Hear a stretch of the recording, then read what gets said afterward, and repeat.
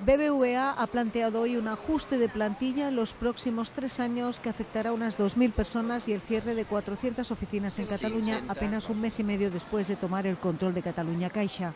Esta cifra se ha dado a conocer durante la primera reunión con los sindicatos de Catalunya Caixa para hablar sobre la reestructuración de la entidad catalana.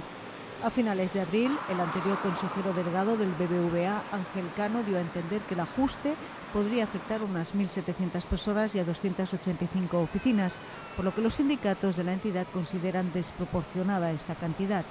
Esperábamos que nos dijeran 1.700, porque corresponde con la cifra que insinuó, hablando de porcentajes, la cifra que insinuó el anterior consejero delegado del grupo BBVA.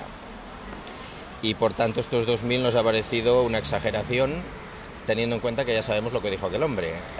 Con lo cual esperemos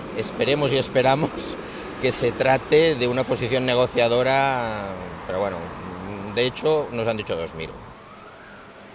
En un principio el ajuste se repartiría entre 1.350 empleados de oficinas y otros 650 de servicios centrales de Catalunya Caixa, dado que muchas de las funciones de la central se solapan con los servicios centrales de BBVA. Aunque las negociaciones acaban de arrancar, los sindicatos ya se plantean como objetivo prioritario lograr que todas las medidas sean voluntarias, ya sean prejubilaciones, bajas incentivadas o excedencias.